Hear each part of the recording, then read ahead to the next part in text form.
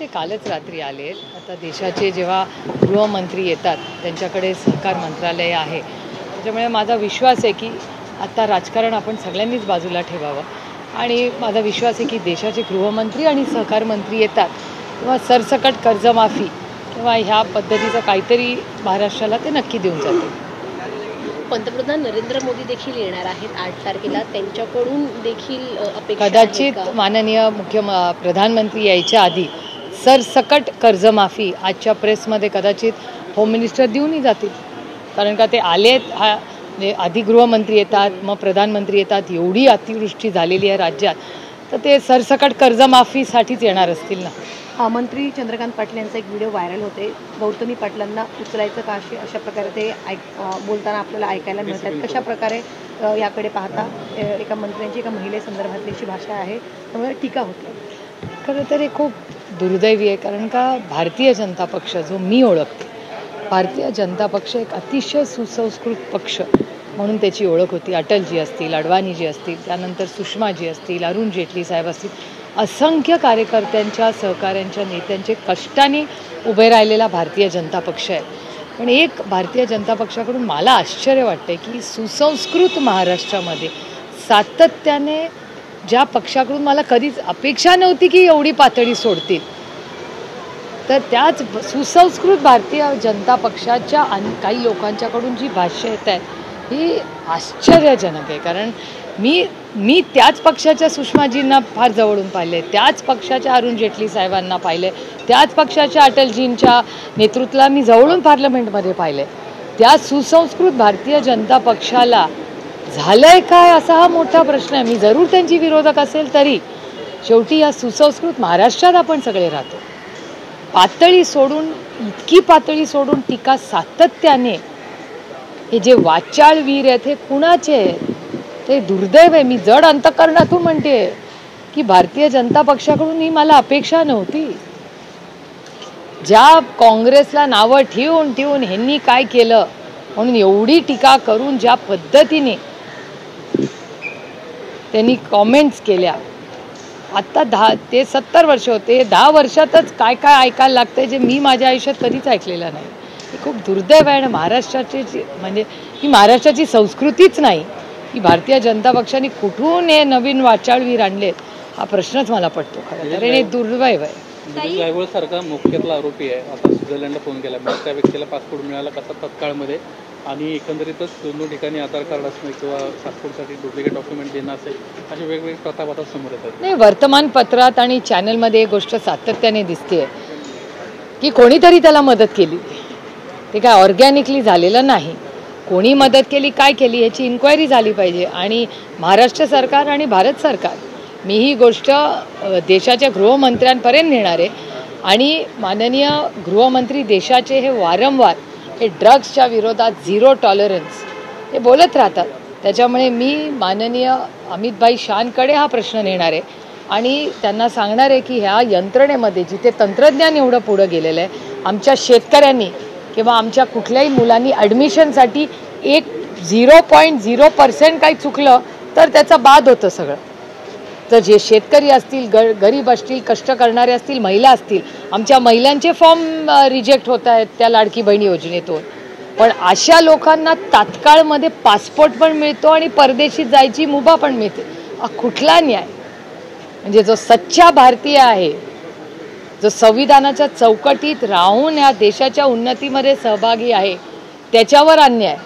आणि जो ड्रग्जमध्ये आहे त्याला सगळे नियम त्याच्यासाठी मोडले जातात. त्याचा मी जाहीर निषेध करते आणि ही गोष्ट मी पार्लमेंटमध्येही मांडणार आहे. आणि ही गोष्ट ड्रग्सच्या विरोधात 0 टॉलरन्स व्हावं ही मागणी मी सातत्याने महाराष्ट्राच्याही गृहमंत्र्यांकडे मांडलेली आहे.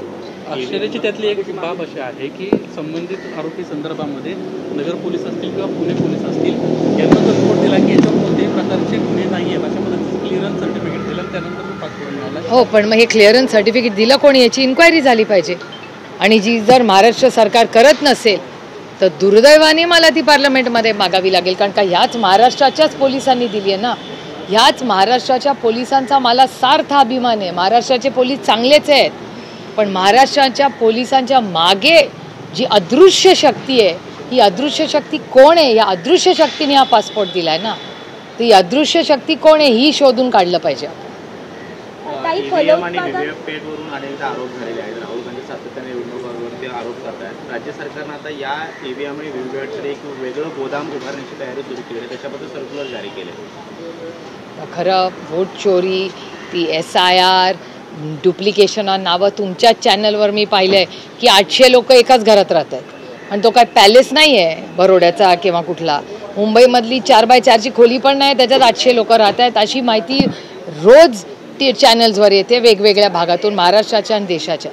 त्यामुळे दुर्दैव आहे की एवढं AI आणि तंत्रज्ञान असताना अशा गोष्टी होतातच कशा हाच मला प्रश्न पडतो. आणि मी पुन्हा तोच प्रश्न मांडते की जेव्हा एखादा शेतकरी असतो त्याला कर्जमाफी हवी असते तेव्हा त्याला न्याय मिळत नाही. एखादं मूल फॉर्म भरतं त्याला 0.01% फॉर्म रिजेक्ट होतो. एखादी लाडकी बहीण योजनेमधली महिला ती एखादा फॉर्ममध्ये कमी जास्त भरते तिचं नाव रिजेक्ट एका सेकंदात होतं. म्हणजे जे कष्ट करणारे आहेत, जे इमानदार आहेत त्यांची नावं कॅन्सल. आणि जे ड्रग्जमध्ये आहेत हे सगळी चुकीची नावं घालतात, खोटे पुरावे देतात, त्यांचं सगळ्यांचं व्यवस्थित चाललंय. हा कुठला न्याय? याच्या मागे अदृश्य शक्ती कोण आहे जे हे सगळे करते हे एक्सपोज करणं आपली नैतिक जबाबदारी आहे देशाच्या हितासाठी. ताई, शरद पवार ज्या वेळेला कृषी मंत्री होते त्यावेळी फलोत्पादन नावाचं मंडळ त्यांनी स्थापन केलेलं होतं. मात्र आता ते मंडळ बंद करण्याचा निर्णय जो आहे तो शासनाने घेतलेला आहे, सरकारने घेतलेला आहे. कसं बघताय आपण? हे शेतकऱ्यांच्या विरोधी आहेच ना सरकार. सातत्याने त्या प्रत्येक निर्णय आणि कृतीमध्ये दिसतच आहे. आम्ही सगळे रोज म्हणतोय सरसकट कर्ज माफी करा. काही हालचाल दिसतेय का? या सरकारकडून काही हालचाल आहे? वसुली पूर्ण बंद करा. अजूनही राज्यात वसुली बंद झालेली नाही. आणि हे मी एकटी म्हणत नाही, तुमचे चॅनल रोज दाखवतात वसुली चालू. त्यामुळे हे शेतकऱ्यांना न कर्जमाफी होते न वसुली बोलते. कुणाचा 7-12 कोरा झालाय मला सांगा ना. इलेक्शनच्या आधी कोरा करणार हे तुमच्या चॅनलवर रोज हे सरकार म्हणत होतं. का नाही 7-12 कोरा केला? का नाही नवीन लोन दिलेली? काय परिस्थिती आहे राज्यामध्ये आज? माझी अपेक्षा आहे की आज किंवा उद्या माननीय अमितभाई शाह आहेत ते कदाचित अनाऊन्स करतील सरसकट कर्जमाफी महाराष्ट्रामध्ये. आमची अपेक्षा आहे.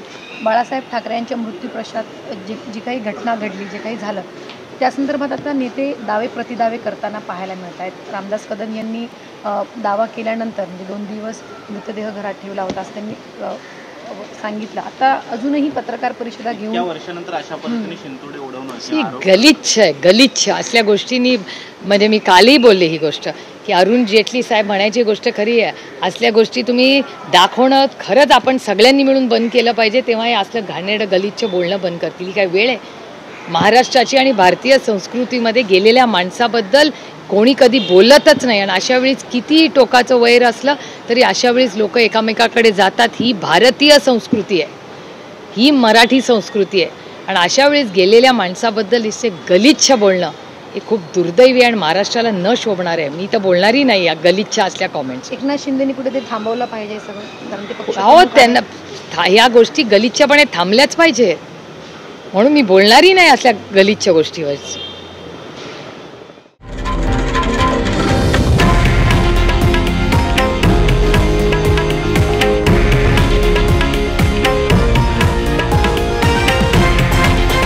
हे आहे देशातील नंबर 1 न्यूज नेटवर्क आणि आपण पाहत आहात TV9 मराठी, एकमेव.